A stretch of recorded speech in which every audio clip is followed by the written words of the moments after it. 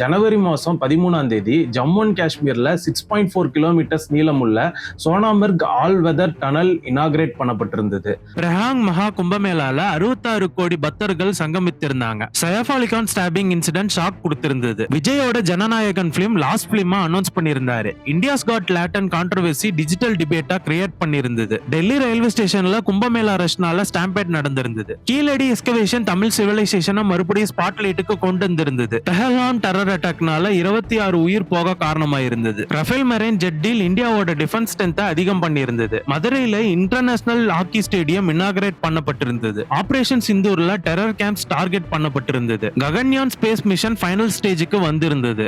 ஸ்ரீஹரிகோட்டால human rated test நடத்தப்பட்டிருந்தது. RCB IPL title win ஃபேன்ஸை emotional ஆக்கி இருந்தது. பெங்களூர் விக்டரி செலிப்ரேஷன் டிராஜடியா மாறி இருந்தது. ஏர் இந்தியா ஃபிளைட் கிராஷ் நேஷனை ஷாக் பண்ணியிருந்தது. சென்னை மெட்ரோ பேஸ் 2 மைல்ஸ்டோன் ஃபியூச்சருக்கு ஹோப் கொடுத்திருந்தது. கரூர்ல டிவிகே ரேலி ஸ்டாம்பேட்ல 41 உயிர் போக காரணமாகி இருந்தது. Hockey junior world cup Chennai and மதுரையில நடந்திருந்தது. ரெட்ஃபோர்ட் பக்கம் பாம் பிளாஸ்ட் நாட்டோட செக்யூரிட்டியை கேள்விக்குறியாக்கி இருந்தது.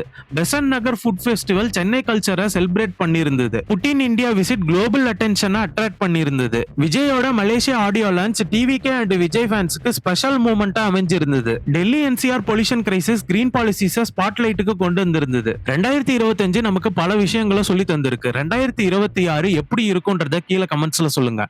இந்த மாதிரி அப்டேட்ஸ்க்கு voice Tamizha YouTube channel and Instagram பேஜை ஃபாலோ பண்ணிக்கோங்க. தேங்க்யூ.